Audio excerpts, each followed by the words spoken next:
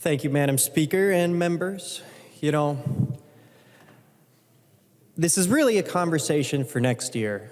I mean, we should be getting PPP done. We've got to get that unemployment tax relief done. And we still haven't passed a budget bill, but we're talking about cannabis.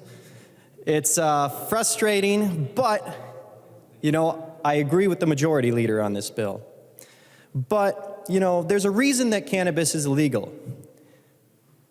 480,000 people have lost their lives due to cannabis.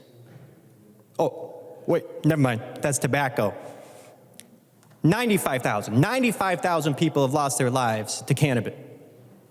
No, that's alcohol. Well, 92 people last year died. Oh, that's caffeine overdoses. We're talking about a substance that has no lethality. You can't even overdose on it. So when you look at our current policy of prohibition, it's just devoid of reason. It punishes people for something that 52% of adults have already done at least once in their lives. The current policy is ridiculous. It's so ridiculous, in Minnesota state law, marijuana is a Schedule I drug. And what the definition of that is a drug with a high potential for abuse and no recognized medical purpose.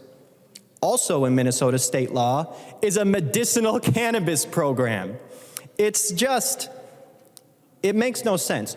The law needs to change, and even if you don't support recreational marijuana, which is totally fair position to have, the law needs to change. People are being punished for something that is not dangerous and that people are doing already. They just might be in the wrong neighborhood or the wrong place at the wrong time, and then they end up getting punished, whereas millions of people go along about their lives using cannabis and never being punished. Now, many opponents will say, oh, cannabis is a gateway drug. Well, by that same reason, alcohol is a gateway drug. Most people use alcohol before they'll ever touch anything harder.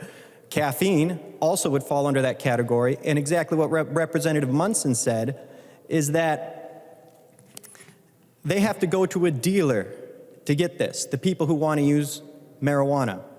That is what makes it a gateway drug, whereas I'd agreed, puts people in a dangerous situation where they might run into law enforcement, have a bad interaction there because they're breaking the law. Also puts our law enforcement officers in a bad position.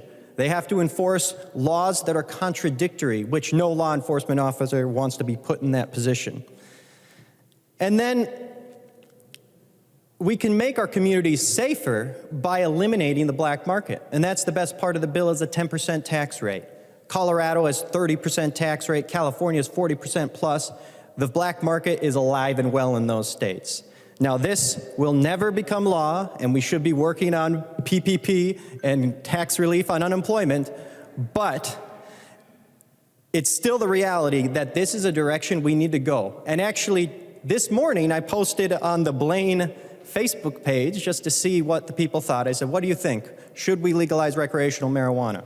Now, I thought it was going to be like 55% support, 45%.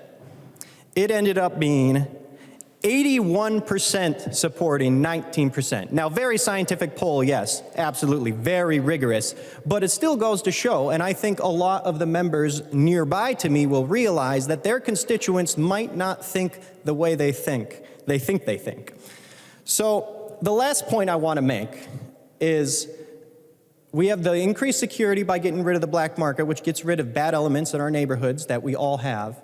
But also, since states have started legalizing marijuana, we have 17 states that have recreational marijuana, 36 states that have medicinal cannabis programs.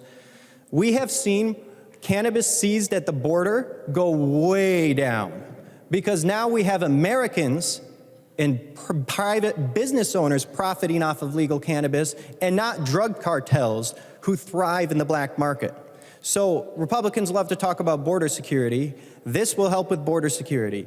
Now, that doesn't mean they should necessarily vote for this bill because, again, it's not going to become law, but I think we need to start seriously thinking about it. And this is more of a conversation for next year, next 4 years. We need to pass a budget. I can't believe we've done so little work on that. We need PPP exemption. We need to make sure that unemployed people don't have to write massive taxes to the federal government. But this is the direction we need to go when it comes to cannabis policy, because if there's anything we know, and history has taught us, and Republicans love to talk about history, is that prohibition makes things more dangerous, gets people killed, and just straight up doesn't work.